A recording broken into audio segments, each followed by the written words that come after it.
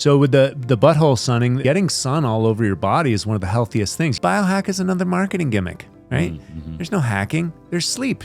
In the last 15 years, I've been off caffeine 3 or 4 times for 2 or 3 years at a time. It's halfway down my esophagus and I puked again, and it went into my nose and the DMT came out of my eyes. I didn't want to stop, and so I peed in a cup and I drank it, and I was like, that's not that bad. So if you're gonna do your addictive substances, enjoy the fuck out of it. Welcome back to another episode of the Austin Zaback Show. Today we have the certified health nut in the house, Troy Casey, author of RippedAt50.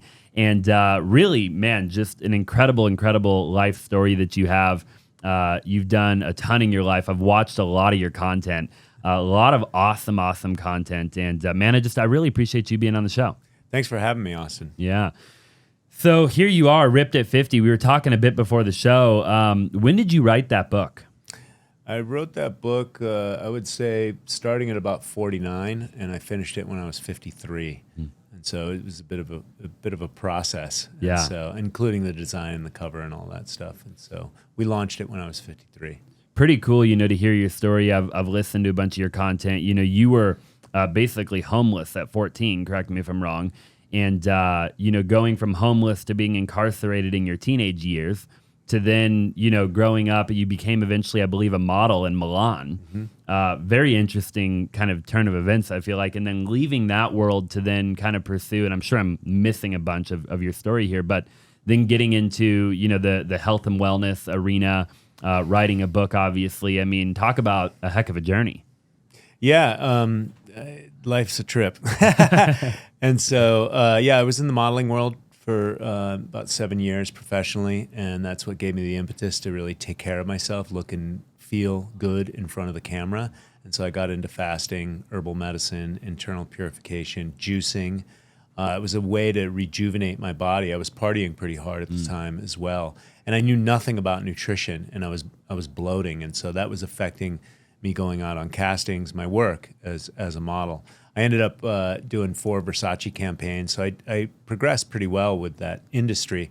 But the industry was it was soulless. It a lot of there's politics in every business, but these were kind of weird politics, and a lot of sexual innuendos. And I'm not a homosexual, so I didn't appreciate people coming on to me, especially if I said I'm not interested in stuff like that. So that. After a while, really wore on me. Plus, those were the same people that were the gatekeepers. So that got underneath my skin, and then I just partied because alcohol and drugs and that lifestyle was readily available. I think the mafia owned all the clubs in Milan when I lived in Milan, and they also owned the modeling agencies, and the modeling agencies took 50%. Of your money, and so I thought that was interesting. And so if you're not modeling, then you're out partying, and these nightclubs, these shishi nightclubs in Europe were quite expensive back in the day, expensive entry fee and then expensive drinks, and so it was a business. And I got caught up in the partying aspect of it, and knowing that my soul wasn't really turned on to what I was doing, and soul robbing. And so that affected me. After a while, I just got sick of it, and then moved on. But it was great to travel and work with different currencies and different cultures and different languages. It was the best education of my life. And subsequently, I got into natural medicine from that. Fasting, healing. Really taking care of myself, at the same time burning the candle at both ends. When I moved to Miami, I sobered up for a couple of years and delved deeper into the health aspect, and waking up early and always exercising. And then I had a lot of success at one time, and I've heard it said that idle hands are the devil's work. And so I would work 5, 6, 7 times a year, maybe more, maybe less. And, I'd have enough money, and then I'd just have all this time on my hands. And and that's when I just started partying more. And so I got caught up in that. And when I moved to LA to start an acting career, I knew I couldn't do that as a drunk. So I sobered up, and I continued my natural medicine studies. I got into Vipassana meditation, 10-day courses of silence. And I did about 11 of those. That helped sober me up. And then I was working with Maori healers from New Zealand. And then about 6 or 7 years into living in LA, I got hip to an herbal company, and I started working down there in the Amazon rainforest. And then I started drinking ayahuasca. And each one of those were kind of spiritual awakenings, the Vipassana meditation, working with Maori indigenous healers from New Zealand, and the ayahuasca. And so altogether, it's about 33 years of studies and application. And since then, I've worked at the Czech Institute as well with the great Paul Czech. He's the preeminent strength training coach in the world. And and so life's been pretty awesome, and we're still trucking along here in 2023. Heck of a journey, man. And now. I mean, you're doing a lot now. I feel like I'm seeing you more and more on, social media and everything like that. You're making more content, I can tell. And, I'm excited to see where you obviously take that. I'm really fascinated by your journey though, too, like going from that world to then partying and drinking and alcohol and all that. And then, transitioning, I've been listening to a lot of Andrew Huberman. I don't know if you're familiar. I'm sure you are. Yes. And I was listening to the other night, an episode, Andrew Huberman on alcohol and the effects of alcohol, and, similar to you, I've actually in my like early 20s, I struggled with just alcohol and partying and, that whole thing. And then now I'm obviously a lot younger, but like, I'm really getting into the world of health and like, not drinking as much or at all, and what are your thoughts? You talk about, you mentioned, being a drunk, you couldn't go into the world of acting and do that. But how is that affecting your health and your mental state? Well, liver, alcohol and what it does to your liver, it's well known. You can get cirrhosis of the liver, especially the way I can drink, right? I'm Irish. I got an iron liver, and I would just drink everyone underneath the table, scotch and Heinekens, and I'd stay up all night drinking, especially in Miami when alcohol was free and cocaine was dirt cheap. And so, I burnt the candle at both ends for a very long time. And so alcohol dries you out. And it would make me bloat. I would, I'd be thin, but I would have, you could see it in my lymph, right, underneath my chin and stuff. And so it's just not healthy long term. I think you can really do it in your 20s. I think it was about 30 is when I started to sober up. Maybe 28 or so was the first time. By the time I was 33, I'd completely sobered up and just stopped drinking altogether. And I think you can get away with it in your 20s. But again, at the level I was partying, it was pretty intense, and the addiction was very strong. And so definitely you're up for cirrhosis of the liver. You're not sleeping properly. I realize now at 57 how important my sleep is. If I don't feel well, if I get a good night's sleep, I'm ready to go right away. And I've had some challenges with sleep recently from stress and other things that were going on in my life. And not sleeping is very detrimental, especially as you get older. And so, alcohol. If you're gonna drink, I recommend drinking like tequila. Some things that are pure. There's more things that are pure than others, and there's a lot of solvents that they use to make alcohol and stuff. So you're gonna have to go with super high end, and then try and limit it if you're gonna do it at all. But I choose not to do alcohol at all right anymore. No. And how long have you been completely sober for, would you say? Well, completely sober. Well, for this past year, I would say I started smoking a little pot and vaporizing tobacco during the pandemic, and I got a little carried away with that. I have an addictive personality, and I prefer to stay sober as much as possible. It helps me just be clear, and it's just I like to be balanced in general, and so sober with alcohol since 2016 at least. There was a time in my life where I didn't drink at all for about 8 years. And then I was like, oh, I don't have a problem anymore. Let me just have one glass of wine, some organic wine or something like that with dinner. And I drink occasionally, right? Mm-hmm. Once a month, maybe have a glass. And then about once a year, because I gave myself the license to do that, about once a year, I would find myself getting completely fucked up. Yeah. And I got a DUI in 2016 doing that. And then I was 50 at the time, and I had 2 children, and that caused a lot of stress and a lot of turmoil in my family. And so I put it all in the book. And so, I just did the math. It's not worth it for me. I have too much to risk. And so I just let it go. Sure. And yeah, I prefer to drink 0 right now.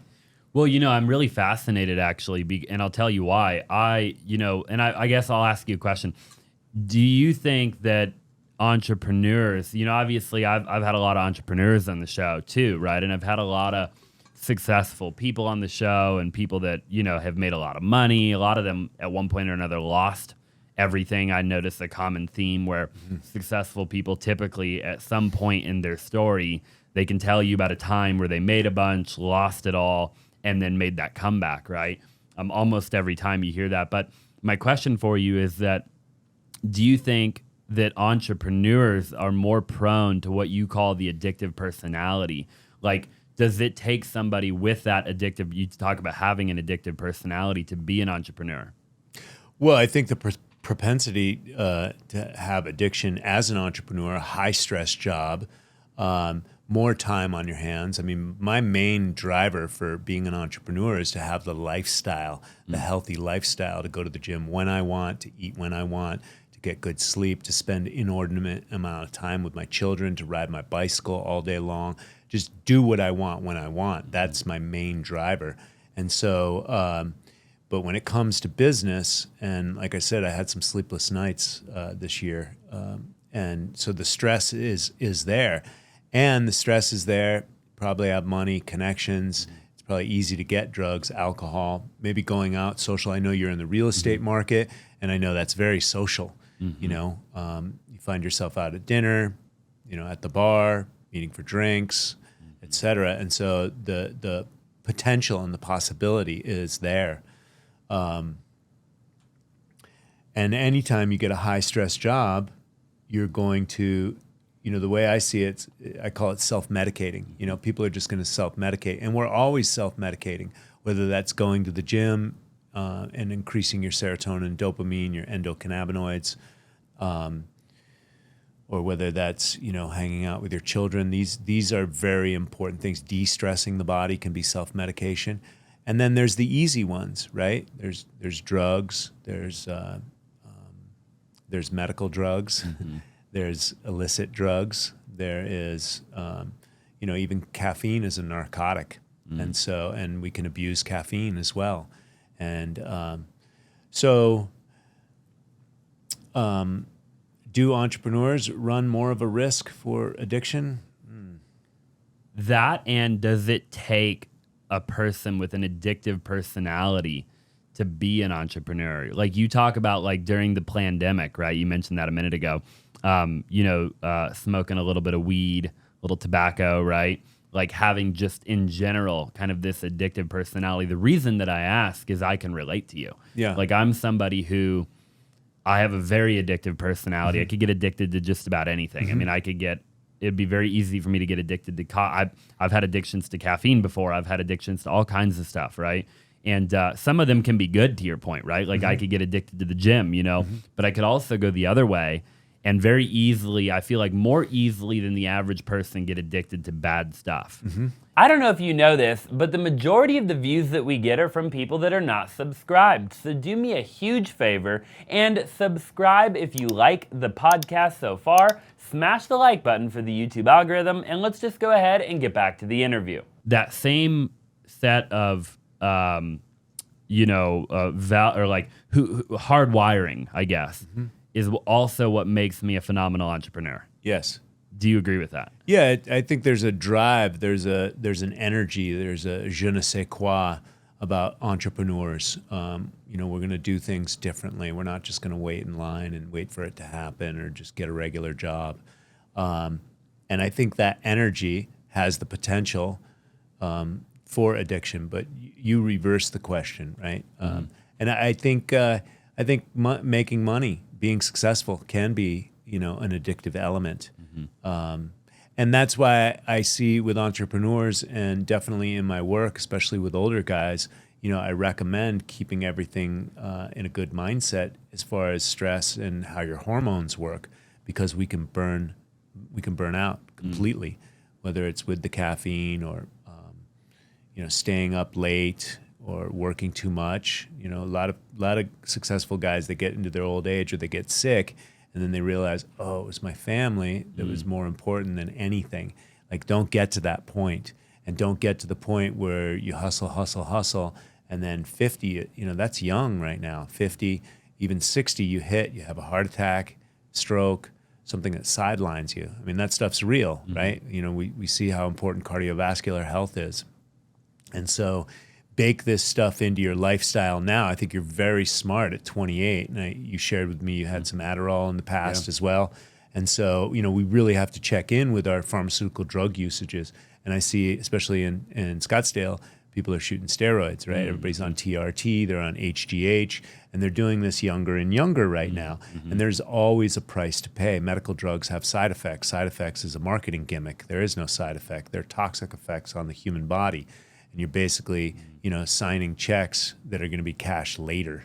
And so Arnold just had a good movie out on Netflix, and probably most people don't realize this, or they don't know the story, because I didn't know the story, but he had major heart surgery in his 50s. Wow, I didn't know that. And so did you see the special? I saw it come out, but I haven't seen it yet. Yeah. Yeah, so and he built a career. Not that those drugs aren't, beneficial. And like I said, I've done plenty of drugs and alcohol over my life. These are learning lessons. You're either living or learning, as one of my mentors taught me. And so, but let's not deceive ourselves, right? Those checks will get cashed eventually, especially when you're playing around with your hormones. If you don't have those drugs, then your body can't manufacture the drugs on its own, those endogenous hormones, testosterone, melatonin, serotonin, all this stuff. That's why you want to stay as balanced as possible. I also, spend a lot of time researching nutrition, and nutrition is so important, mainly because the minerals, and we are electromagnetic beings, and that's how the conductivity goes through our cellular structure. It's how our cells communicate. And so, and you see what happened to the soil, and the soil's been depleted.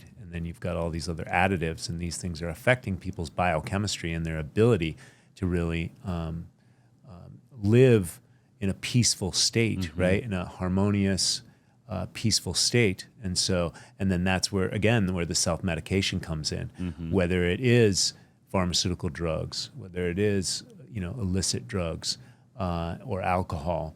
There's plenty of things that are socially acceptable. A lot of people take Advil and ibuprofen. These things are terrible for the gut lining. And it's just like, you get a pain, take a pill. And so I like to bake my whole lifestyle around feeling good as much as possible. And then I can be of service to other people. I can feel good about myself and really have that energy, that vitality of something to give. Sure. I think the Bible says, your cup filleth over. Yeah. Something like that. Yeah. And so, I think it's important to be mindful towards this direction, and that is no license to be neurotic is also what I teach my clients, right? Neurosis is a mental disorder, so we can't always be like, oh, what about this and what about that toxin, It's like, get the basics, and that's what my book is about. It has powerful stories in it, but there's 9 pillars of health: sleep, nutrition, water. Get the basics down: movement, breathing, thinking, how the mind works. Get the basics down, and then add to that each day. Stay balanced. I have a checklist for people that follow my work. They can put it up on their refrigerator, and it's just a checklist on: are you mindful of these elements each day? Did you move your body? The purpose of movement is to move the lymphatic fluids, right? That is the purpose. That doesn't mean you have to go lift weights. You can go for a walk. You can go for a bike ride. And so taking all this knowledge and mechanisms to stay healthy and then stay balanced throughout that, right? And sometimes you got to go out of balance. That's where us entrepreneurs come in, right? We ride the edge. And so ride the edge of performance, excitement, right? And then, but you want to stay as balanced as possible, because what goes up must come down, whether that's with losing your money as well. Because sometimes we want that ride, right? It's that excitement. And so I think Dostoevsky has a quote about, human beings, they don't want utopia. If you give them utopia, they're going to create drama. And so I like that one. Yeah. Talk to me a little bit about, you mentioned caffeine. I'd love to know your thought. I correct me if I'm wrong. Did I read a post of yours a while back that said that you no longer consume caffeine? Yeah. Currently, like I said, I like to stay as sober as possible. So I like to be off caffeine. I like to be off tobacco. I like to be off weed, alcohol, porn, and sugar. I just got hip to sugar because I've never been a sugar Nazi. I've always been more like chemicals, read what's in the in your food. And sugar obviously affects the brain centers, just like heroin and cocaine, as far as its addiction. I just don't consume a lot of sugar and got off sugar many years ago. However, I read a post the other day, and it was from a good source, and it says, try not to eat more than 8 grams of sugar. And so I went about my day, and I was like, whoa, I got like 100. And that's like my average. And I was like, whoa, because you have a acai smoothie, and that is, I think, 50 grams of sugar. And then I like A2 ice cream, grass-fed ice cream. And no, I went over 100. I was like, okay, let me reel that in and, get the glucose out of my muscles. I feel much better off of sugar as well. I'm just not there as of right this second. But I am off caffeine. I got off that about 2 or 3 months ago, and I prefer to stay off of it. I did a lot of research. I burnt out when my kids came, and I was editing videos, so I would have been early 40s, and I was editing videos and maybe doing email late at night as a young entrepreneur. I was in the modeling industry, and then I was an actor, and I was making a lot of money doing television commercials. And then the internet popped up, and then I started editing videos. And I mean, I would put out a video once every 3 months back in the day. And so I was doing a lot of digital communications and digital work after my son went to bed, and I had more time. And I burnt out, and I started studying with Paul Chek and circadian rhythms, and I realized, like, don't mess with your sleep. And so I started, 10 o'clock became my bedtime right about then. And I started really paying attention to that. And that allowed me to really get a handle on it. And so the caffeine messes with it. And then I also read a lot of information about the caffeine messing with the circadian rhythms. So then I got off caffeine. So in the last 15 years, my son's 16 now. In the last 15 years, I've been off caffeine, I would say 3 or 4 times, and for 2 or 3 years at a time. Wow. And then you have that one espresso, man. You're like, wow, this is the greatest invention of mankind. And then I'm like back on the train. And so I prefer to be off of it. What am I doing? I'm doing a decaf cappuccino now, and that kind of satiates tricks your brain. That kind of hot beverage kind of thing. And I don't want to build a habit on that and then cross over either. And so I've been limiting it. But yeah, I prefer to stay off caffeine. I stay more balanced. Throughout the day, my nervous system, I really feel my nervous system. The older you get, and, again, partied when I was younger. The older I get, I can feel my nervous system. And so I like to keep my whole lifestyle is based around, staying pretty calm, because I can be pretty animated. I can be really animated, actually. Is it difficult to quit a habit like that? Like for, like when you go off of caffeine, I mean, how do you, I'd imagine you're just like kind of a cold turkey kind of guy, right? You're not one to wean off. I can't imagine. Yeah, I think AA or 12-step programs, what do they say? When you're sick and tired of being sick and tired. Yeah. I kind of let it go up to that level. And I got that hardcore addictive personality. So it's kind of like you got to burn out on the stuff that's, not doing you any good anyways. You gotta do it to the nth degree. Yeah. And God, I'm just like you. I'm that way.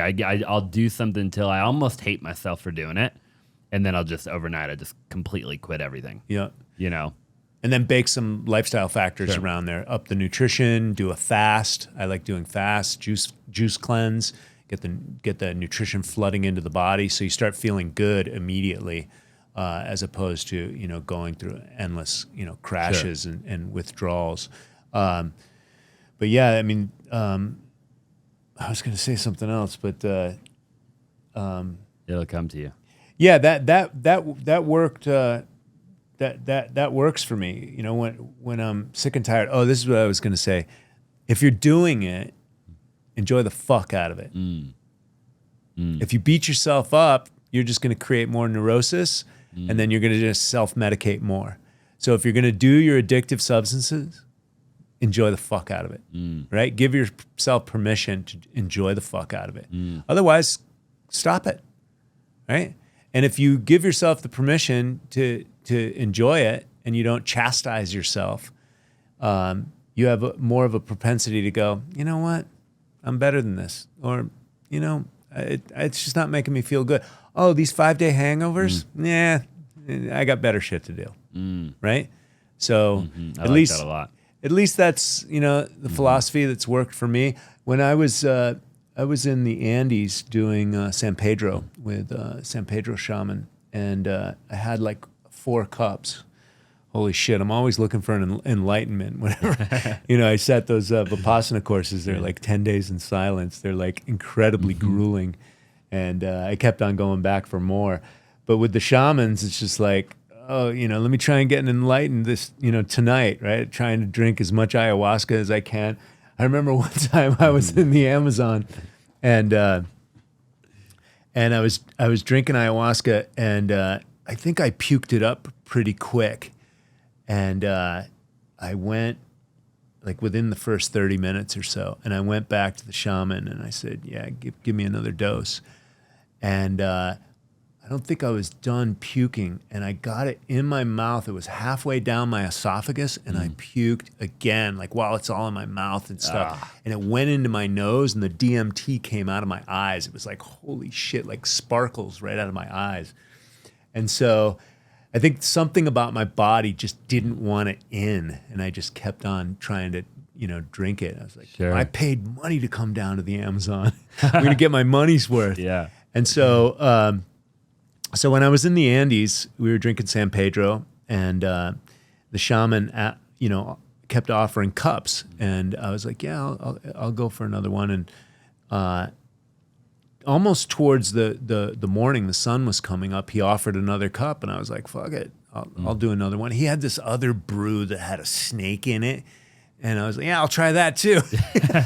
Give it to me all. Yeah. And so so the sun came up. I had 4 cups of San Pedro in me, and the sun came up. The ceremony was over. It was a long ceremony, like 12 hours. And so and the medicine didn't really kick in until afterwards. And I came home, and my wife was just waking up, and the baby was there, and she wanted to get butter or something for her food. And so I said, go down to the store. She wanted to go down into town. So she went down there and left me with the baby. And the fucking medicine started kicking in, man. And I was in Vilcabamba, Ecuador, and the mountains started breathing, and I was like, holy shit. Yeah. And my son started crying, and I had him on the backpack, right? And I'm like fucking tripping. I'm tripping my balls off. And my son was on the backpack and he was crying, and I was just like, holy shit.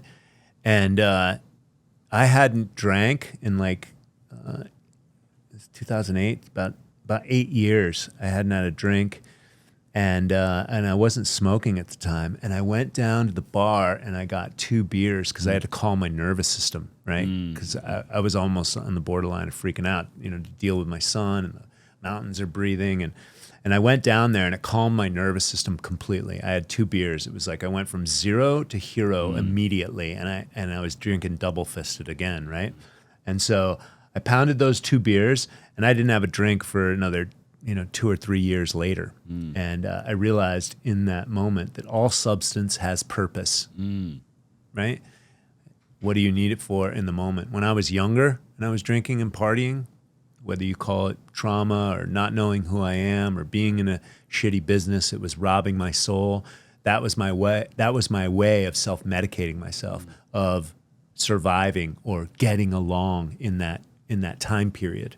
And I know there's plenty of people in society that wants to look down at people on addictions, and we still do this, even though the cities are flooded with homeless people that are trying to self-medicate, and then they get fucked up on these pharmaceutical drugs, fentanyl and OxyContin, and then we marginalize them. But addiction's real. I just got back from Mexico doing ibogaine, which they use for heroin addiction. It's the African bush medicine, and the most powerful psychedelic on the planet.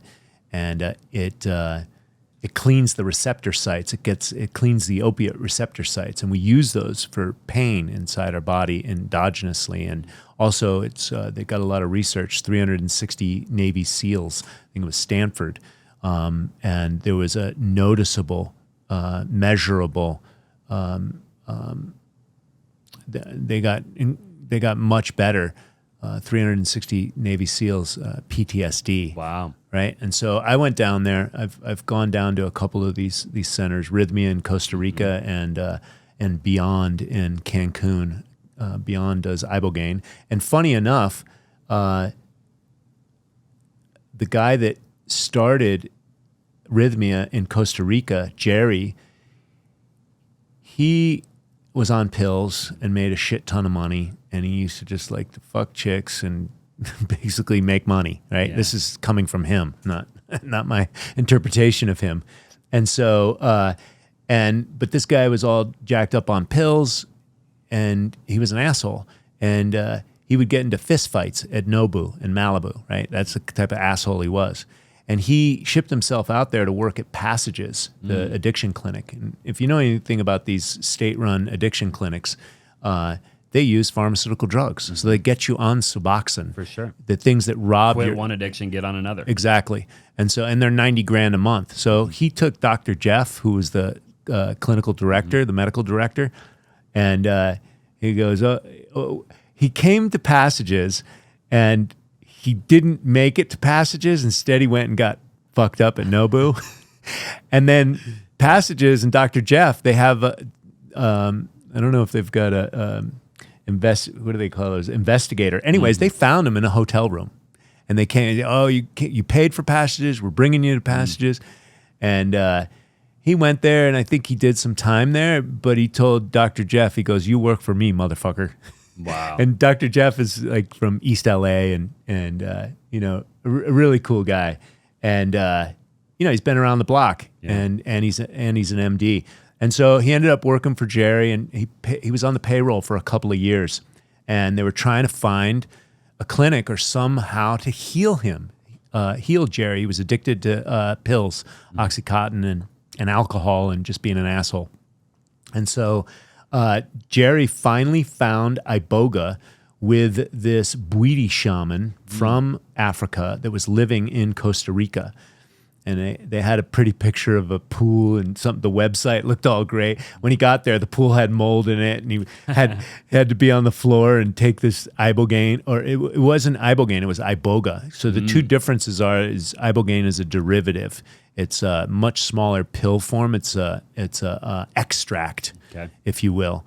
And the iboga is just like shrub dust or dirt, like herbs, and you eat it and it makes you puke, and just like ayahuasca, but different. And so he wrote a book called Shit the Moon Said. So he ended up eating this iboga with the shaman, and he ended up on the moon, stuck in the moon. And the moon told him all sorts of stuff. You're not to use iboga, you're to use ayahuasca. And so he built Rhythmia as an ayahuasca center. Ayahuasca and breath work. 2 nights of breath work, bookend with 4 nights of ayahuasca. And they brought the Colombian shamans with the Yahe ayahuasca, which is very powerful ayahuasca. And it's a 5-star center. It's amazing. I highly recommend it. I went down and did an experience there, and I may go back there and teach. And so that's the funny story about iboga and ayahuasca. And then I went to a center, which is again a 5-star, but ibogaine and iboga has cardiac implications. So you have to monitor the heart, and it's very important, especially if you're an addict and you're not healthy anyways. The heart has to be monitored. And so the facilities, it's unclassified in Mexico, and there's multiple facilities down there. But they have a medical doctor, and they have, I think there were 38 nurses on staff that would come in, 24 hours a day.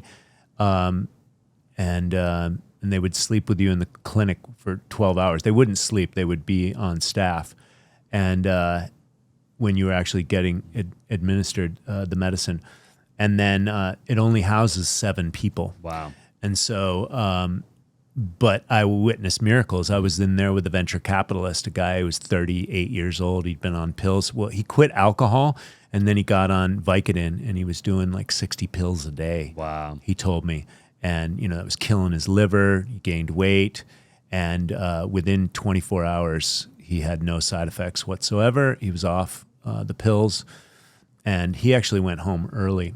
Something happened with his wife. But super high powered. The thing about that is, and why I work with some of these centers, is because they're very interested in bringing holistic coaching on the back end. They have some of it baked into their curriculum, but also they need nutrition. We need nutrition because if the minerals aren't there, you're not going to, your glands and organs aren't going to function optimally, and you're not going to have that serotonin, that dopamine, the melatonin that allows you to sleep, the testosterone that makes you feel strong. And so, your biochemistry will get out of whack. Yeah.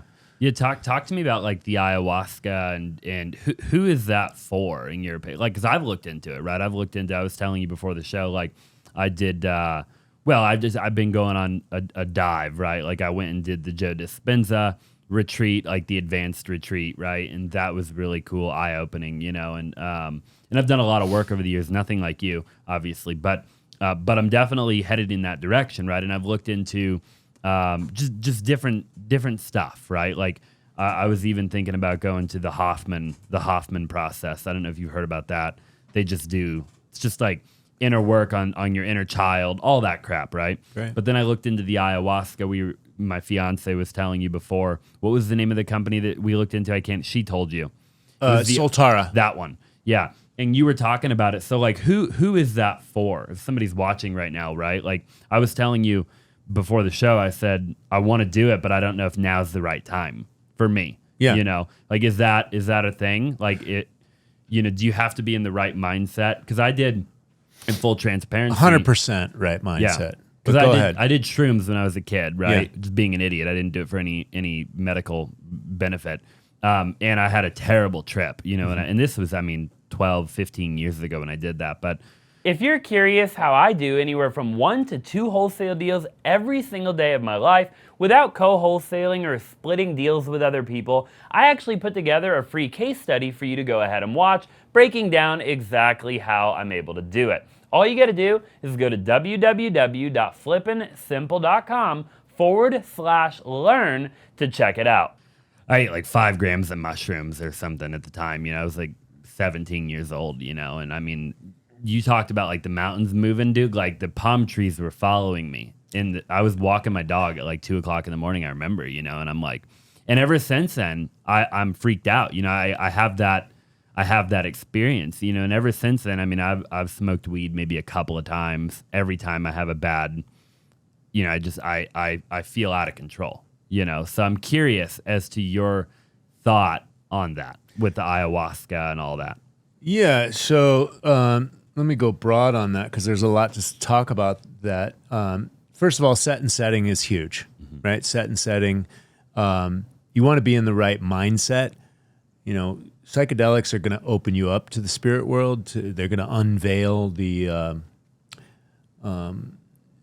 going to dismantle the veil that we have between here and the molecules that are, you know, the energy that's being exchanged between us. And so it's going to dissolve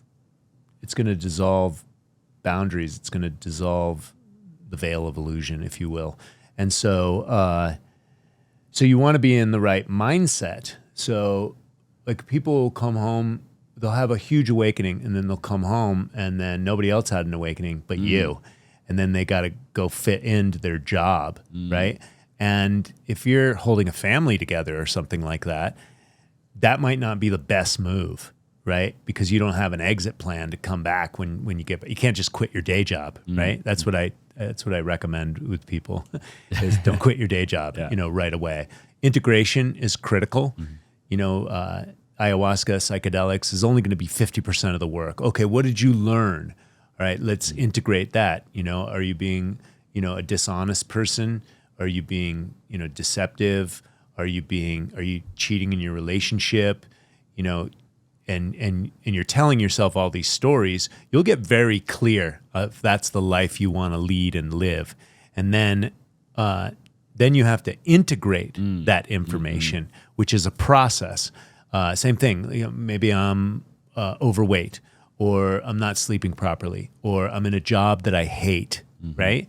And so don't come home and quit your job immediately if you have huge responsibilities, but start working towards what you do want. That's another thing that the psychedelics can help you with. Also, the trip that you had on mushrooms when you're younger, let's go back to set and setting. Sure. If you Terrible set and setting. If you didn't have intention, if you're like, wow, I'll just take 5 grams, see what happens. Yeah. Yeah. Me and my buddy, horrible set and setting, right? Yeah. Yeah. I mean, ultimately, you probably can't hurt yourself if you take a bunch of that stuff and you're out in the woods, right? Paul Stamets, I was talking to him one time, and he's like, yeah, your dog and a fire, and you're set. You can't hurt yourself, really. And so, but if you're in the house and you're trying to play video games and you're on the phone and you know, you're not, you're trying to live your regular life, just kind of fucked up on hallucinogenics, that can be probably detrimental, and the palm trees are going to come chasing you. Yeah, which is what happened. Yeah, yeah. Yeah, and you're not going to know how to compute that because, 5 grams is the hero's dose. So, or at least that's where the hero's dose starts. And so you're going to have a huge experience, and it's not going to be like regular life. You're not going to be able to reason as much and make sense out of it. And so in psychedelic journeys, you're not really supposed to. It's supposed to open you up to all possibilities and all potential. And so I think set and setting is very important. Setting your intention. You know, my intention, you know, for ayahuasca and going to Peru for the first time back in 2006 was to open up my heart, connect with the divine feminine. The Amazon rainforest, the earth is the divine feminine. The sensuality of the women and the children down there, which is the feminine. It was so amazing because we live up here, and I think child abduction is like a big thing, and I didn't have cousins and nephews and nieces, so I was never surrounded with children. And the children of the Amazon rainforest, they come right up to you. They sit right on your lap. And I was so amazed at that. And that's actually the impetus that wanted me to start a family, was seeing that beauty in humanity, right? And it wasn't long after I came back from the Amazon that I met the woman and started a family with her. And I wasn't in a relationship or anything before I went down there. So you can see the beauty of what happened. I was sober. That was the other thing I was going to say. You started studying with Joe Dispenza. The fact that you have a good meditation practice or some kind of spiritual ballast in your life, that is the basis, I do believe, for doing psychedelics, Sure. right? If you're going to go deeper. It's also been said that you can, one night of psychedelics can be like 10 years of therapy. And sure enough, right? Yeah. So you got something that's bothering you, it's been deep inside your soul. Maybe it lives in your solar plexus by unmetabolized neuropeptides, I do believe is the science behind that. Stuff could just be like, you just don't feel well. And you take the psychedelics and you're like, wow, I need to forgive my mom, or, my dad wasn't that bad of a guy. And, or this happened or that happened. And now I can make sense of my life. And then you come out of that experience and you can process it more. Maybe you can process it with your therapist, or you can just start, losing that weight that you wanted to lose, getting really clear, like, let's stop bullshitting on myself, right? I don't like the way I look in the mirror. Okay, so let's start implementing. So that's what psychedelics can give you. But if you do them wrong, in the wrong, set and setting, a lot of people are doing the ayahuasca and the psychedelics, in circles in the United States of America. The cities are very dense. So you're going to get all that psychic density, especially if you're doing it in something like Los Angeles. My mentors in the Amazon, they said, there's good shamans that go all around the world, but if you want to do a miraculous ceremony, come to the Amazon. And so, and the plants, he would say that they're regional, they're jealous, right? And so they don't want a bunch of mixing. And I've seen a lot in the cities where they'll mix different medicines. It's almost like a party. They'll call it a ceremony, but it's like a party. J.P. Sears did a great video on it back in the day. I bet. And so, so a lot of mindfulness around that, so you can navigate it. It's not child's play. Ayahuasca is the most powerful spiritual entity that I've ever experienced. The iboga and the ibogaine, it was more like a computer program. It was going for like hours. It was arduous, very arduous. And actually, the Bwiti music is like that. It reminds me of like a chicken peck, like a hen peck. And there's auditory hallucinations as well, because at one point, my meditation teacher showed up, and I was like, hey, that playlist that you had, did you sample SN Goenka? And they're like, no, there's no samples in that. And so, and my meditation teacher used to say, as it is, not the way you like it to be, right? Because you meditate on what is, not the fantasy of the way you want it or what happened in the past or what you wish for the future, as it is, because that's what's always going on. Sure. And sure enough, that popped up in the middle of probably at least 8 hours. And I was like, wow, that was such a trip. So that was living in my consciousness, and they just pulled that file up. And since then, I've been processing that and what it means to me, which was very powerful. Because I spent so many years studying with SN Goenka and practicing that meditation in silence, which can be very, I wouldn't call it psychedelic, but the one thing I liked about the Vipassana meditation retreats, and I recommend everybody that's listening, please go and research that and see if it resonates with you, because that will definitely move mountains. It felt like a truckload, like a tractor trailer truckload of just stuff came off of me. Wow. In fact, my femur popped out from my hip socket at one point. I had so much back pain too, and my shoulder released at one time. I mean, you're sitting there for hours a day, 10 days in a row. And so the literal physical manifestation of whatever my mind was tying my bodies in knots was released. Wow. And so again, the spiritual ballast will help you with your psychedelic journeys. Set and setting's very important. And then for you, the timing will be right, and you'll know when it's right because you'll be drinking the ayahuasca. Sure. Yeah. Don't let it ruminate in your mind whatsoever. When the time is right, you'll be there. I love that. Yeah. Talk to me a bit about balance and entrepreneurship. You talked a little while ago about like there's a purpose for every substance in it. And the way that I almost interpret that is that there's a season. Like we go through life and we have seasons of life, right? And you kind of talked about that a lot. Well, just in your journey. I mean, like just quite literally hearing your journey. Obviously, you've gone through seasons of life, and I've been through seasons of life. And I talk about that a lot on the show and off the show, like, you know, you can't be like, do you follow Ed Milet? Have you ever heard of Ed Milet? I know who he is, yes. So he talks about, like, there's these pillars of life, right? Spiritually, physically, emotionally, relationally, financially.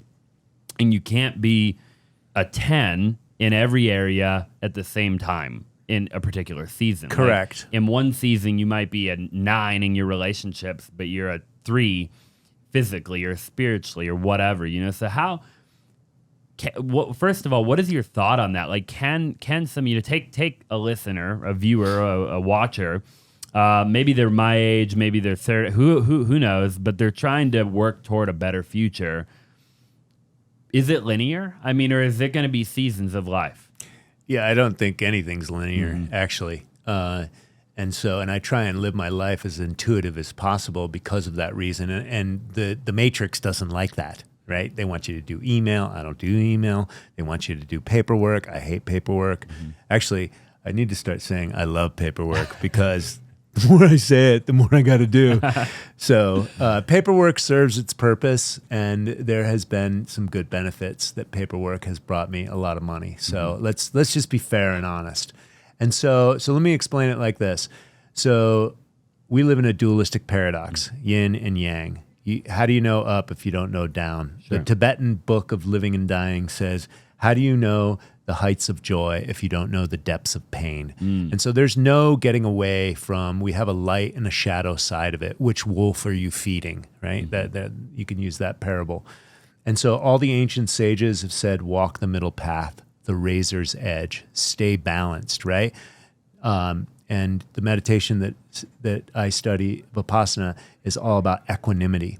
So whatever you're dealing with, try and be as neutral and equanimous as possible. The reason I study so much of that, because I'm not that equanimous. Yeah. And that's I've been very reactive most of my life. And so that's why that work really resonates with me. And so all knowledge is knowledge of self. So the more you can understand about yourself and or whatever knowledge or books that you read, you have to be able to apply that into your lifestyle and into your biology or your psychology. Because if it doesn't live there, then it has no ballast in your reality. Right? If it doesn't live inside of a human being, so for example, if someone's strength training program or their diet paradigm or their way of making money or selling real estate works for them, but you haven't been able to apply it, do the Bruce Lee application, right? Study with everyone, right? Because you can learn something from the bum in the street, right? Sure. Yep. You can, intuitively, I can pick up like, oh, okay, I can understand that a little bit better. Study from everyone, take what's useful, discard the rest, make it your own. Yeah, treat it like a buffet table. Take what you like, leave what you don't. Right. And so, and work towards, mastery of whatever you're going to apply, right? I like the martial arts analogy as well. Punch, block, kick. Just because I told you that doesn't make you a black belt, right? You may have to go and apply that 10, 15, 20, 50,000 times, right? And then you get your black belt. And so, but these are applications of the basics. That's replication of the basics, application of the basics. This is what I teach with holistic health and to all my students is just the constant. People want the fancy, where's the biohack? Where's the tool? Biohack is another marketing gimmick, right? There's no hacking. There's sleep, right? You got to get good sleep. You need hydration, right? Very important. You know, what type of hydration? Well, you want good minerals in there. You want it to be bioavailable and low surface tension and as pure as possible, right? Nutrition can be said the same thing. Breathing mechanics. You want to optimize overall breathing mechanics so that you can have optimal cellular respiration and you have a good metabolism, right? It's functioning optimally. And so, but again, these are simple, right? Like golf, hit the ball in the hole, right? That very simple principle, right? That doesn't make you Tiger Woods. So you may have to pay attention to your breathing mechanics a little bit. Maybe you tape your mouth shut a little bit. Maybe you go up to Sedona and you go to the spring and you get, pure spring water. You do that a little bit. You test it into your body. You eat only organic food. You test that in your body, right? This is what the ancient sages say. You need food. You need minerals, not what the technicians and the marketing crew and the scientism says, you know, oh, the glyphosate's no problem. It's doesn't affect you. You know. Yeah. Wild. Yeah. Right? Herbicides, you know, it's a safe levels, right? There are no safe levels, right? Sure, yeah. This is poison for the human beings. Yeah. And so you know, understanding it beyond the marketing, because you know, business, you know, it's good for business. Let's face it. A lot of these things are good for business. I got off track a little bit. You're fine. Where were we? Well, you kind of answered it. I mean, it was the idea that it isn't linear, right? Like you can't get from here to the future on a linear track.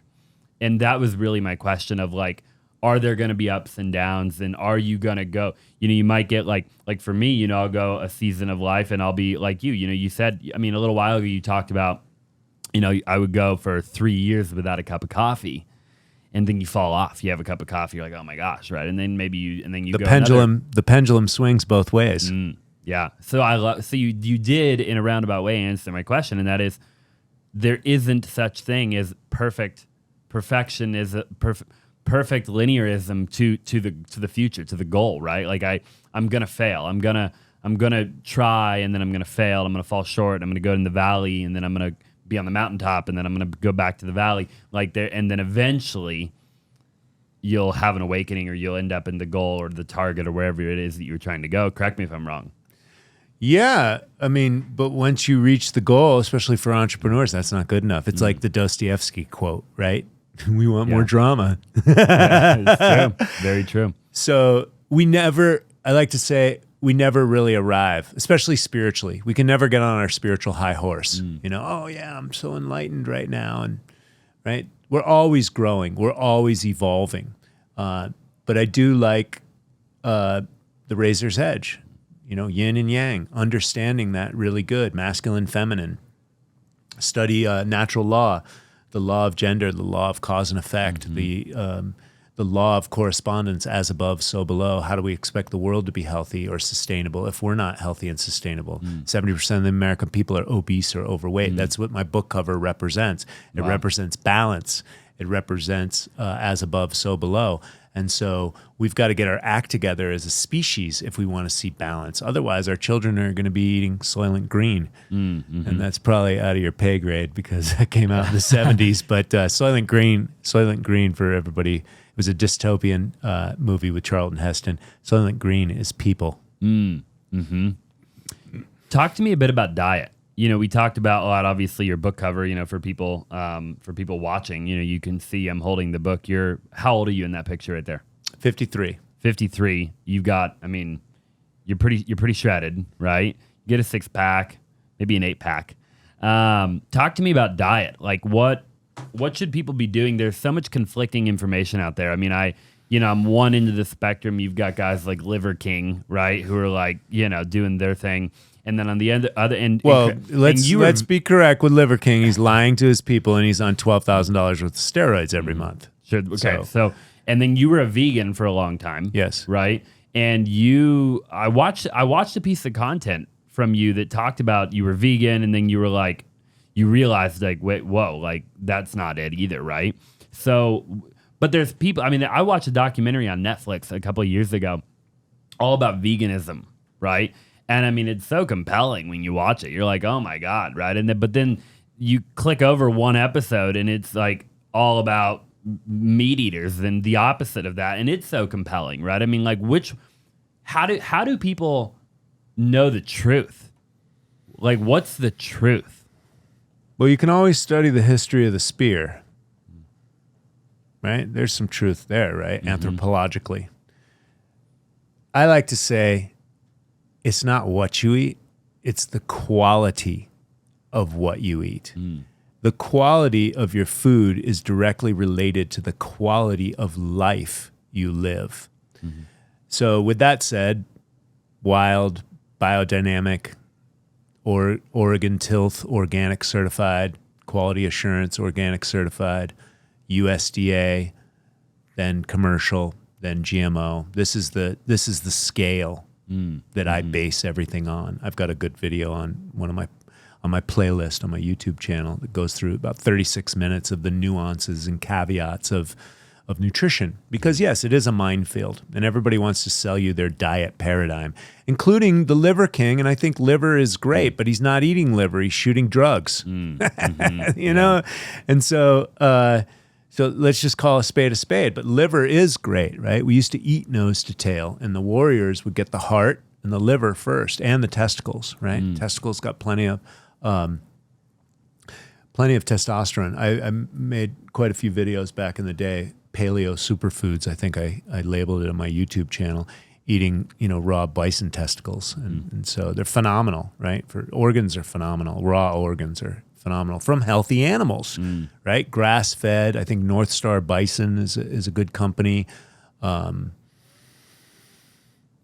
Grass-fed, pasture-raised, Polyface Farms, Joel Salatin, he's got some mail order stuff, and you can go out and visit his farm 24/7, 365, he told me. Wow. Come on the farm anytime you want. See transparency, see authenticity. He was in the movie Food, Inc. Really? In 2007, I do believe. Joel Salatin, Polyface Farms.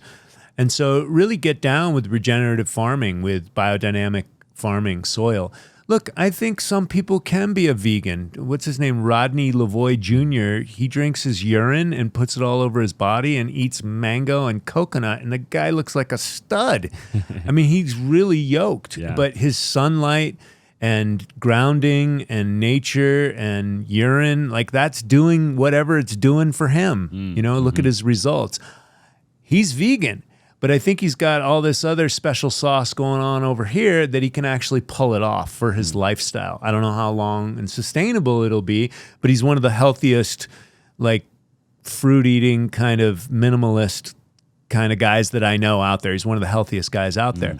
Also, my friend Crone Gracie, he was at least vegetarian for quite a while. I know Nate Diaz and his brother were, and they were all hanging out together. And he's since moved to Montana, Crone Gracie, and I saw he shot an elk last year. And so he's obviously changing up his mentality. And he was eating, I think, some fish as it was. He's been training jiu-jitsu since he was a child, and he was fighting in the UFC. And so I think extreme athletes could probably eat cardboard and make usage of it, right? Because their body is it's a machine. They're moving. So you could probably just throw vegan food at that all day long, and it'll probably work for you. And you see a lot of these types of vegans working out. Also, I believe these endurance athletes. Let me say that about the vegans. I think if you're an endurance athlete, you might have more of a propensity to pull it off. And then I do believe Mercola. I read one of his articles a while back, and 6% of the population have a propensity towards vegetarianism or veganism. I think it was more along the lines of vegetarianism, because I think the Indians, they are pretty much vegetarian. They do, I think, ghee and maybe some milks or something like that. And so maybe some eggs. And so I think some people can pull it off, and you see it in their tissues. Like, you look healthy. Hey, real quick, I don't know if you know, but I actually wholesale real estate nationwide, and I have buyers all over the nation looking for incredible deals. So if you're a wholesaler and you locked up a deal and you're struggling to find a buyer, I would love to partner with you up on it, and I would love to help you sell it. All you have to do is text me 480-418-5339 and just let me know that you have a deal that you need help selling. Again, the phone number is 480-418-5339. Let me know that you have a deal. You want me to bring a buyer. Somebody on my team will reach out to you right away, and we will help you get it sold. Now, let's just go ahead and get back to the show. You look healthy. I can tell when people are healthy. Your eyes are sparkling, your hair is shining, your skin looks good, right? And so I don't care what you eat, but if you've got pimply face and you're pudgy or you're anorexic, don't try and sell me your diet paradigm. And I witnessed this for many years. I was in LA, which was ground zero for the raw vegan movement, 2010, 2011. My friend David Wolf, well, he's an acquaintance anyways, he was running that whole scenario. and his assistants and all these girls following him. They were either wafy, nobody home, like greasy hair and pimples all over their face. And then next thing you know, the pendulum swings the both ways. And a lot of his flock started drinking raw milk. They had to get healthy. They had to rebuild their tissues. So, it's malnourishment. They're not getting the B12. I've talked to a lot of women. They were on that as well. Then they had children, and then the children, they couldn't understand why the children were getting so many cavities. And it was, again, the mineralization. And so I've heard a lot of stories over the years. So, my objective with helping people with nutrition is stay balanced as much as possible. Look in the mirror, look in the toilet bowl. For me, those are the best diagnostics. I know all these companies out there, they want to sell all sorts of, lab services, and right on the other side of that is $10,000 worth of supplements too. Sure. Right. Yeah. They want to send, get this lab test, this DNA test. How about the fucking mirror? How about the toilet bowl, guys? Can we go right back to basics? If anything is working, there's your answer. How good of a bowel movement, are you taking each and every day? And then it's going to shine in the mirror, right? You're going to look at your girth. You're going to see whatever is there. And so when it comes to nutrition, quality is everything. I juice. Some people, they don't like juicing. Medical medium's all about juice. Everyone's going to have a different perspective. I like bone broth. The vegans don't like bone broth. There's histamines in that. Okay, great, man. Splitting hairs all day long. For sure. Go back to what the Koreans eat. 5,000-year-old technology, right? They eat a little of this, a little of that, some fermented foods, some white rice. I lived in I was jumped into the Korean community by my ex-wife. Yeah. And their diet's amazing, right? Their diet is super amazing. And my father-in-law came to Santa Monica and he goes, "Oh my God, Americans are so fat." And I'm like, "Dude, this is California. People aren't fat here." Yeah. Well, 2/3 are obese or overweight in America, statistically. 70%. Right. Obese or overweight. Which is wild. In America. Yeah, it was 62% when I started Certified Health Nut. Wow. And that's exponential growth. So my driver of why I do what I do and all my antics online and is because that's exponential growth in a short amount of time. 70% is close to 100%. And I'm part of the 100%. Yeah. Hey, I'm part of that 100%. And so are my kids. If I don't do something about the soil, you see what the World Economic Forum's trying to do, getting these celebrities to eat bugs on camera. I'm not eating no fucking bugs, man. You eat your fucking bugs. Yeah. For sure. I like some tomahawk steak. Are there, out of curiosity, while we're on this subject, are there places for people watching and me and because I've been getting really into. I just did are you familiar with Pronuvo? The Pronuvo scan, the full body MRI scan, just cash only. I'm getting more into. So I just did a Pronuvo scan. I went to Silicon Valley literally a week ago, and I did a Pronuvo. You pay cash. It's not insurance, nothing like that. And they do a full body MRI scan. They look at your whole body. They tell you, they scan for like 500 different things. They can tell you if you have tumors and aneurysms before you even would know. $2,500 is what I paid. Anyways, point is, I'm trying to get healthy, right? Are there places that a person should shop? You talk about like eating quality food. I mean, should I be going to Whole Foods? Should I be going to Sprouts? I mean, where do people need to go? I like to support natural grocers here in Arizona because I like their ethic and where they came from. I think she had a health scare back in the day, 60 years ago. They're having their 60th anniversary. The prices are the best. I think everything in the produce section is organic. So there's no mystery like you walk into Whole Foods. I mean, the quality in Whole Foods is, hit or miss for sure. And so let me say this. Do the best you can. Source the best organics that you can.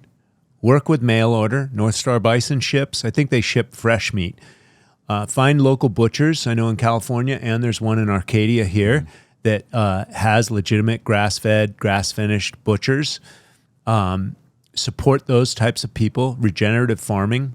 Find a source with raw milk. I get mine from Mennonite or Amish here in town. You can get it from Sprouts, though, as well. Sprouts has kefir and raw milk available. Sprouts is another good company as well.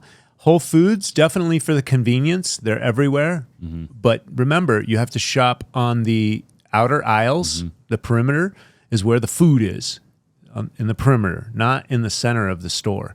That's where all the processed food is. And so, so shop on the perimeter and then read your labels, organic. Just because it's at Whole Foods doesn't mean it's clean, doesn't mean it's high quality. Do the best you can. Source the best without going neurotic. Always the neurosis, because you can poison your own food with the stress hormones in your body. What about this? What about that? I studied with Don Tolman, the Whole Food Cowboy, back in the day. And he had a lot of stuff from the Egyptian mystery schools, and he really understood language, and really interesting fella, Don Tolman. And lost what I was going to say. Oh, shoot. So, oh, God.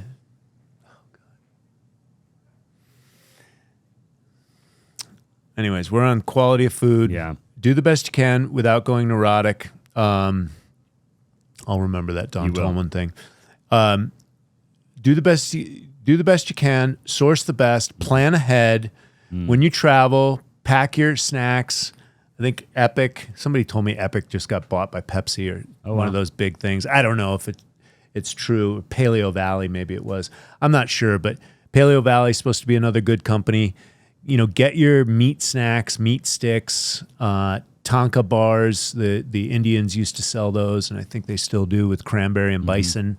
Get those when you travel. Boil some eggs. Take them on the plane. Call around before you get to your destination and find out where the clean food is. I work with Paul Chek and the Chek Institute, and usually if you find a Chek practitioner, they'll tell you where the clean food is in their neck of the woods. Here I used to go to Sante. They closed down, Farm to Table. True Food is pretty okay, and Tokaya is pretty okay as well. There's not really a lot of great stuff. You can usually go to most any good steakhouse and find some legitimate stuff, although most of it will probably be corn-fed. You can still get bison steaks usually. You can get duck, and sometimes you can get elk. And bison you can't mess with. So if you can find bison, they don't inject them with antibiotics. And, wow. I didn't know that. Yeah, so bison's pretty much untouchable. I forget why that law is. Yeah, why? I wonder why. I'm not sure. And so so a good steakhouse, but eventually just call it a day. The Don Tolman thing is your body is 70% water. Your brain's like 90%. If you're dehydrated, drink fucking tap water. Your body needs, water. Yeah. I'm not telling you to drink tap water. I'm saying for a survival mechanism, don't be so neurotic that you can't have a sip of, like it's 110 degrees out here in the valley. Yeah. And you're outside for some reason or another, or walking your dog or something like that, and there's a fountain there, and you're getting a headache or something headache is too late for dehydration, by the way. But if it comes down to survival, drink the fucking tap water, right? Don't be like, oh no, it's gonna the fluoride's gonna calcify my pineal gland, which is true, but just don't make a habit out of it, right? Try and source the best you can without going crazy with neurotic. Yeah, exactly. So plan ahead. Make sure shop ahead. Don't pack your house with packaged crap. And cook it. Sharing a meal. I did a bunch of research. I had black mold exposure, and then I had brain fog, and I had some challenges. One of my businesses went upside down, and I did a lot of research on psychology and the brain, and I read in Psychology Today, they said 7 out of 10 of their top 10 recommendations can be served with sharing a meal with friends. So sharing a healthy meal with friends. So eat with other people. Cook, barbecue at home. I mean, barbecues are always fun anyways. People like that, just minus the alcohol. Get rid of that if you can. Yeah. Right. Yeah. And so sharing, get used to cooking. Cooking is, it's a thing. I think men and women have kind of lost our way for the almighty dollar. Like we kind of got sidetracked. But I think if we can come back to the kitchen, the family, family first, our traditional roles, men and women can cook, but the fact of the matter is get together and have that meal with the family. Family's super important, and the food around that family is important. And the more you can spend time on that part of your lifestyle, everything else is going to pay dividends, because there's been a lot of studies, people at the end of their life, it's not the toys, it's not the money, it's not really what you achieved, it's the value of the relationships that you've had. And most people on their deathbed, all they want is more hours with their family, with their loved ones. So true. And in my book, I talk about forgiveness as well, and relationships and your thinking process. Gratitude and forgiveness, can bring so many gifts into your life. These elements can't be underestimated. And I think, this goes hand in hand with just living an honest life. Like, you can make so many less mistakes if you're just an honest person instead of, all these, fast sales. I see that, pitfalls, especially with internet marketing and stuff. People are trying to hustle each other, and that's, that's steeped in dishonesty. If you're just honest, you're going to have a better time later in life, because once the pizzazz goes out, once all the bling goes out, your health and your word is the only thing you have, on this planet. Yeah. I couldn't agree more. And your soul's going to take that with you, your experience here. Yeah. And so don't wait till you're older. It's good that you're 28, that you're wrapping your head around this, because then you just bake it into your lifestyle. It's all non-negotiables. Game over. I go to bed at this time. My room is dark. All the negativity's pulled out of my room. My electrical fields in my room are dialed in. You got the capital to do it. For sure. Dial in the electrical fields. Turn off your breakers. It feels like the woods when you sleep with the breakers off. Bare minimum, turn off the Wi-Fi. For sure. I love that. Get the phone out of the room. So awesome. I've been doing a lot of research on that. I want to talk really quick, just a little bit about a couple of funny things that people might find funny, but I think they're interesting, right? And that is like sunning your butthole, and then also we love that one. Woo! And then and the urine thing, drinking the urine. You talked about a couple of other people are big into that. The guy that you were talking about a little while ago, Rodney Lavoie Jr. Rodney Lavoie Jr. I believe you've done a decent amount of that. Correct me if I'm wrong. Almost 2 decades. Okay, so talk to me about the benefits of both. I even saw an ad recently about caffeine in the butt. Oh, well, yeah, that's probably my friend Josh Mason. He's the detox dude. He was poisoned with amalgam fillings in his mouth. Yeah. Yeah. Josh is a good guy. His marketing's a little... I will say, if you're scrolling and you see his ad... He's probably doing good. You stop. Yeah. I mean, like, he has to be crushing it, because the intro to that ad, I know exactly what ad you're talking about. Sticking coffee up my butt. There you go. I'm that guy. And so, no, Josh is a good man. Yeah. He's a good man. He was being poisoned by his amalgam fillings, and he did ayahuasca and the Amazon and the dieta and stayed down there for months, and he realized he was electrocuting himself because of the amalgam fillings, and he came back to the States, got him pulled out, and then did all the heavy metal detox and everything that he teaches online. And so... it's just the marketing that just bugs me, because anyways, I just pray that I never do deceptive marketing. Not that Josh is doing deceptive marketing. So coffee enemas go right in line with Gerson therapy. Gerson therapy is green juice for terminal cancers, right? Green juicing for stage 4, tumors, this, that, and the other thing. Get the body into autophagy and flood it with minerals, vitamins, and enzymes from pre-digested mineral-rich nutrition, which is juicing. I've been juicing for 33 years. So this is Gerson therapy, Max Gerson. And then you got to get the channels open. So the poop chute, most important channel there is. And so coffee, there's something in coffee and there's a nerve or a valve that goes from the liver to the colon, and it gets stimulated when you put coffee up there, and so the liver will purge as well. So they're very effective in purging the body. I'm not too big on enemas, although they're good, right? Don't get me wrong, they're good, they're useful. It's just I don't want to live on them, right? I want to get my poop chute moving, and it's an out hole, not an in hole. But it is good if you're out of balance and you need that type of help. And so so coffee enemas are real, and wheatgrass enemas. I've done aged urine enemas to great success. Flukes looked like liver flukes came out of my butthole in the toilet bowl. I was like, what the fuck is that? I was like, I didn't eat any beets. And it was like this weird little square jellyfish with a kind of with a thing on the end of it.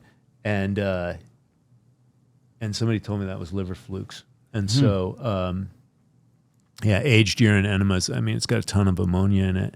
And my friend that had testicular cancer, and he was a Swedish national. So he lived here, and he went back there for free chemo. They did chemo. He was in his 20s, and the doctors are like, "Oh, the chemo didn't work. We're gonna take out your lymph nodes." The guy was like 28, and he's like, "My lymph nodes?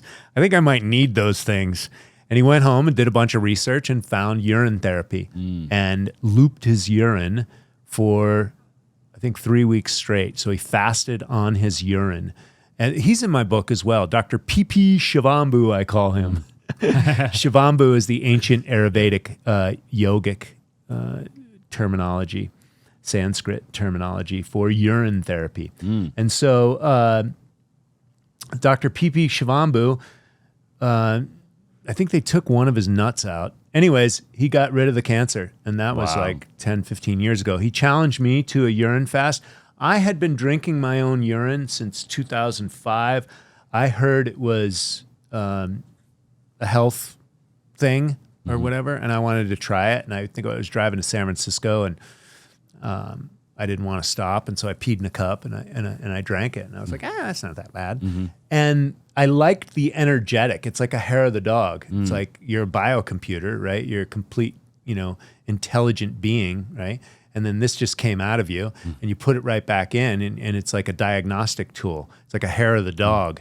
It's like, this is what's going on with you. And now it's like, like if there's too much coffee, I'm like, oh yeah, I don't like that. I can feel things. You can tell. I can feel things for sure. It's a diagnostic tool. And so I snort it, I age it, and it's amazing to sunbathe with it. Really? And how long do you age it? Look at the color of my skin. Yeah. I mean, I'm Irish, right? And so... and you're dark. And I use zero sunscreen. Wow. Right? I use zero sunscreen. My sunscreen is my nutrition. So... and I'm not advocating for anybody to do it. I'm just reporting live from telling planet you what Earth. You're doing, yeah. Yep. Troy Casey reporting live. And so this is what I've done for the last 2 decades. Is it right, wrong, or the other way? It's the same thing with veganism. And, okay, have your argument all day long. I'm just over here. This is my experience. And so, and Rodney Lavoie Jr. looks good, for sure. He looks like a stud. How old is he? I don't know. I need to get his age, and I'm going to have him on my Instagram pretty soon. But I'm 57. I don't wear sunscreen. Since I've been in the Valley of the Sun, I do like putting the aged stuff on especially on my face. It really helps my face. It's supposed to grow your hair back, as well, and put the color back in your hair. And so it's just anti-aging. So it's got. I heard Rodney last night, and he said there's 4,000 constituents, and 3 haven't even been identified, right? Wow. There's unknown factors. HGH, testosterone, stem cells,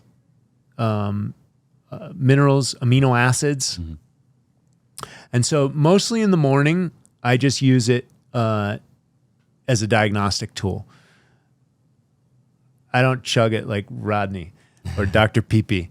And so, and I've been known to drink my aged stuff. Somebody did a documentary on me a couple of years ago, Sky Cowens, and I drank it on there. But the aged stuff is good for the aged urine enemas to clean out the poop chute, open up the channels there, and then the skin. I mean, the other thing is it's electrifying. There's something really special about it. It's very electrifying, and then I feel, I've never taken steroids, but it feels like steroidal or steroids would. Yeah. Like I can feel a pump in it. And so, and I just love getting the sun on. I love the color. It turns my skin. And the more you age it, it doesn't really smell once you get it inside your body. And so I just wash it off as well. And and you age it for how long? Did you say how long? Rodney was saying last night that see, I didn't study this. I'm an application guy. Oh, that sounds good, right? That's my Bruce Lee. Oh, sounds good. Let me try it. Let me see how it works. And so, but Rodney was saying that within 3 hours it starts being, it starts fermenting. Wow. And so, and I just use it in a big 32-ounce mason jar, and then you can put a napkin with a rubber band over it. It's like a cheesecloth, and it can aerate it, and then that's it'll ferment that way. And then you can I use a mason jar like this, and if you put the top on it, and then it's anaerobic, and it builds different fermentation processes. And so, but I get it out there, and then I put it in the sun, and that bakes in even more energy. And it can be up to 2 months, 3 months, a year. I've had some old stuff as well. And so, and again, I'm not advocating it. I'm just saying I've had some really good experiences with it. And the older I get, I mean, if there is real biohacking out there, I think that you are your own machine. You are your own medicine man, right? Inside, all of our endogenous chemicals are right here.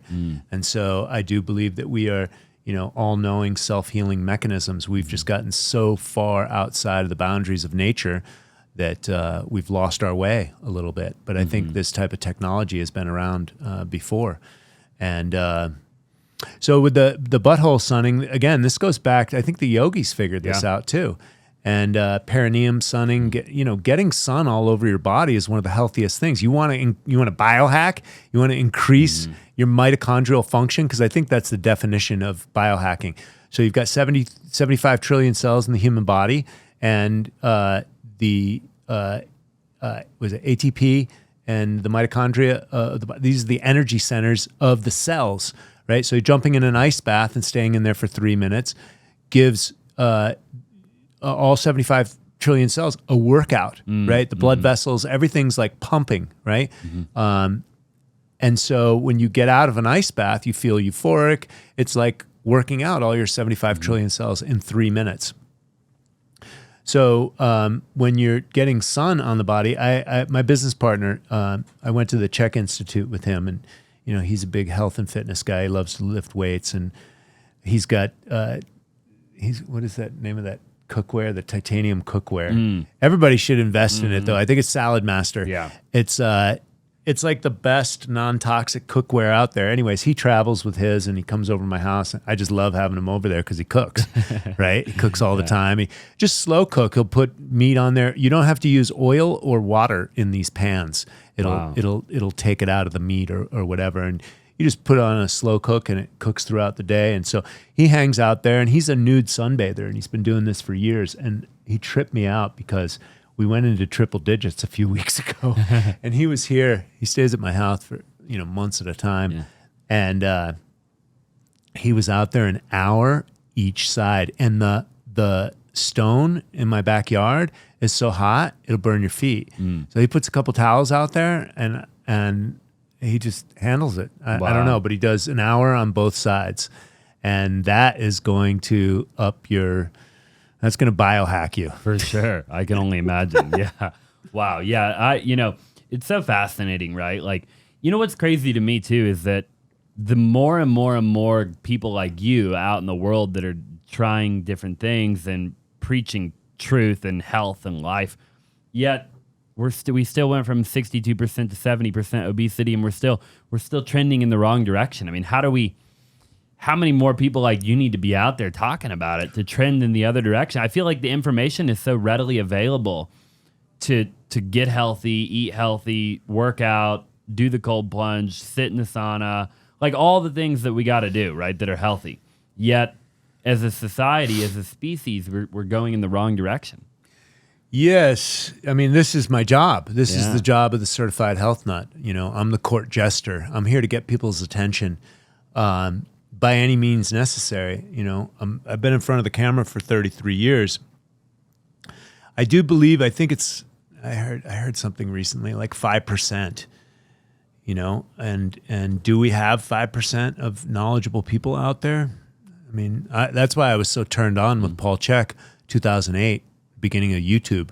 You know, you see who's on the internet, young guys on steroids and vegans. That was the health, you know, profile on YouTube. Yeah. And then there was fucking Paul Chek, and he blew my mind.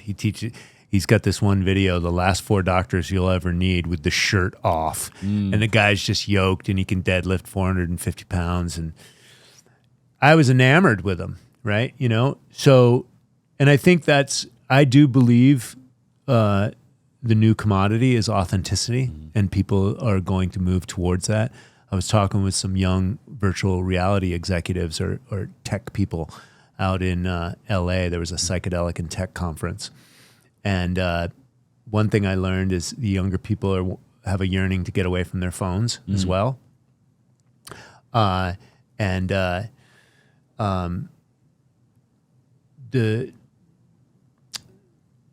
virtual reality, they were VR executives, young kids too. You know, it's disconnecting us from our nature, but inside of them, there is more of a yearning to get back to the authenticity, right? The real deal. And these guys are building VR, and this is where the world wants to take us, whether AI is, you know, going to start building machines in the Clone Wars or whatever. But the soul inside the human being, we want that real. We want that authenticity. And so I think moving forward, it's going to be much more of a commodity. Nature as well. Because look at you, you're successful, right? You see what's out there, right? You probably have a nice car, you probably have a nice house, you probably have all the material you can get. But if you don't have access to nature and your soul and your health, then who are you? Right. And you're Phenomenal just question. You're just one person, but you are waking up and you're connected. The one reason, you know, why I like affluent communities like Scottsdale here, I lived in Santa Monica and Venice and LA, is because you have access to people that have any propensity and knowledge towards knowledge. They have the money for the leisure time and or to seek out the professionals and the experts in those fields. And so you can move the needle forward a lot more because the affluent are also the influent, right? And so the influential people. And so the more you get more information, because you have all the toys, right? You get all the toys. Okay, what's next? Well, you're going to start to see, I mean, ultimately, especially at your age, we're on this podcast right now, it's all an inside job. All of it is. And we see where technology is leading us. All you have to do is go down into Phoenix, right into Skid Row. LA is turning into that. San Francisco is turning that. So that's what our politics, our business, our unlimited wars, this is what that's all creating. Poisoning of the foods, that people are imbalanced, so they want to self-medicate with either alcohol or drugs or pharma drugs. Hey, real quick, I don't know if you know, but I have a totally separate YouTube channel that you probably haven't checked out before. And it's just called Austin Zaback. And I've actually started a new series on that channel where I break down wholesale deals, okay? Wholesale deals that we've done in our business. And I show you step by step how we got the deal, how we sold the deal. I break down all the numbers on the deal, and I even show you the HUD of the deal, so you know we're not playing around.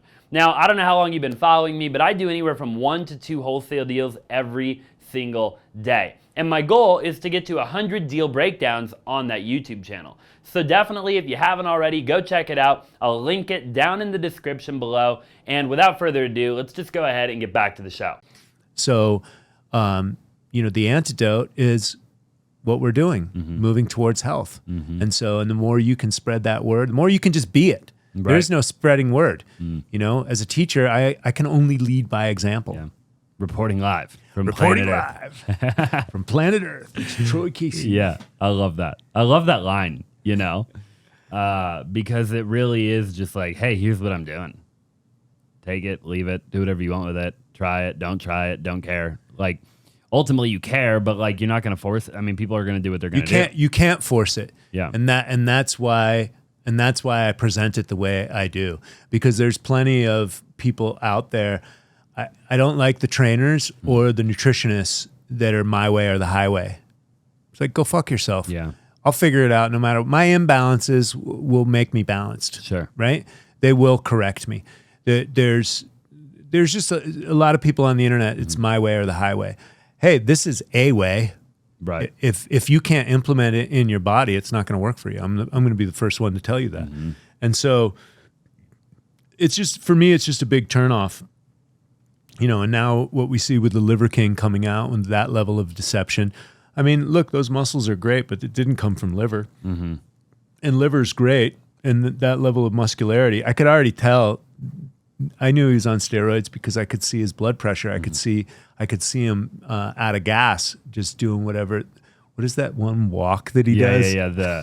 He like tugs the thing. The death walk or the ancestral walk. Yeah. Oh, his marketing was stellar, bro.